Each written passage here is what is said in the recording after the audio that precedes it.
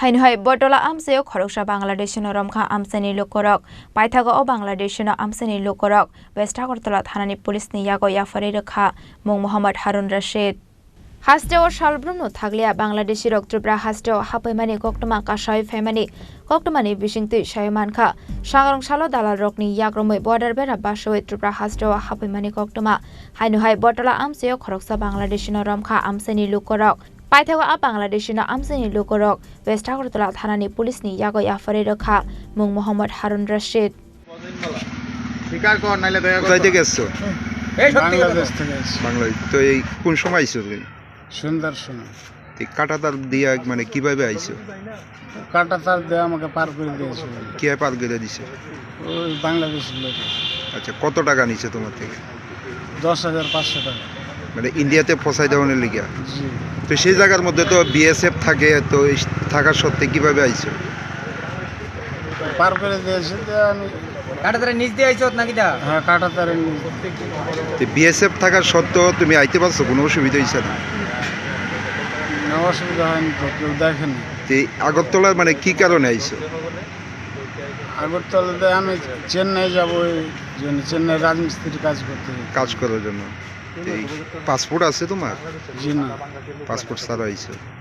বাংলাদেশ কোন জায়গাতে বাড়ি? রাজশাহী গোদাগাড়ি পাই। নাম কি তোমার? হারুন। বয়স কত? বয়স 30 হবে।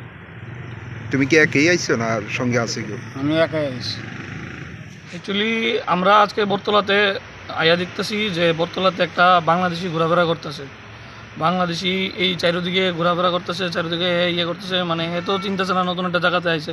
তো আইসেরা হে প্রথম কথা হে কলকাতার, তো হের কথার ভাবে আমরা বুঝছি যে হে কলকাতার না।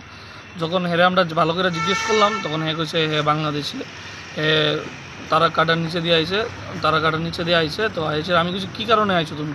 হে কিছু করতে পারতেছে না, হে একটু মানে হঠাৎ করে সেটা অন্য জায়গাতে নতুন জায়গাতে আই আছে, হতভম্ব হয়ে আছে এমন একটা ভাব, মানে হ্যাঁ নিশ্চয়ই কোনো একটা কুচক্র বা অন্য কিছু নিয়ে আইছে, কারণ হের চেহারা বা হের ভঙ্গিমা একটু অন্যরকম, হের ভঙ্গিমা কোনো রকমই ভালো না। তো সেই কারণে আমরা বটতলা থানাতেও ফোন করছি, বটতলা থানার পুলিশ আইতেছে, তো আমরা পুলিশের হাতে ধরে দাঁড়াই দেবো। কি মনে হয় মানে সীমান্তে তো বিএসএফ এর পাহারা থাকে, সেইভাবে এখন তো বাংলাদেশের যেই অবস্থা, হিন্দুদের নিয়ে বা ভারতের নিয়ে যেই অবস্থা, তো ওইদিকে তো ভীষণভাবে পাহারা দেওয়া হয়েছে।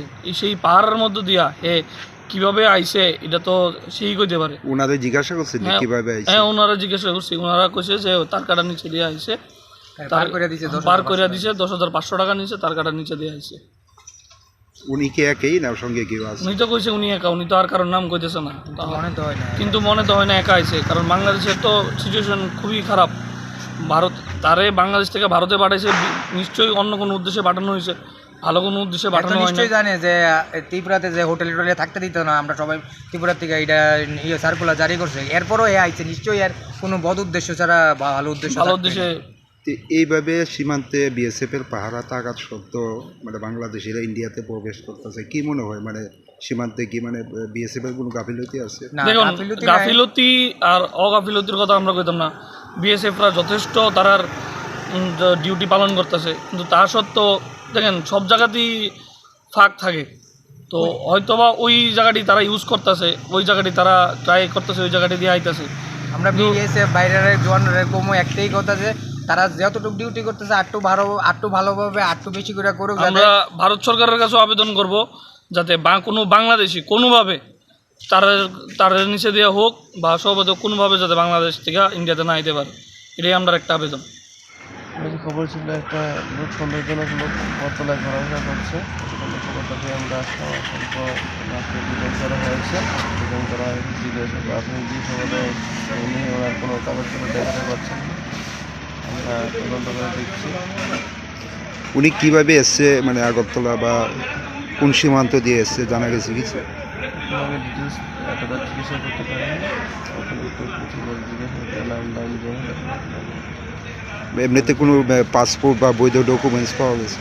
প্রাথমিক জিজ্ঞাসাবাদে সে বলছে যে সে বাংলাদেশি নাগরিক, তো ওনার কাছে কোনো পাসপোর্ট দেখাতে পারেনি। আমি তাদের সাথে জিজ্ঞাসা করেছি, ওনার কাছে কোনো আইডেন্টি কার্ড অথবা কাজ নেই।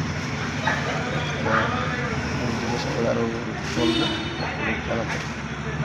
Abono karebo ashala BSF brokni faising kokshil samong kashawi feka bodar amse ashokarak murungmung tongmani yagolobo bhaika hasjo Bangladeshi hapaiman abono tiye kasajak dal bidal shengmung aboni yagolo ashala Bangladeshi no koksheng pringmani yagolo 10,500 rang roi Tripura hasjo hapaimani hani shaka Rajakor agoleni shimi pronamni kokthum chini khorang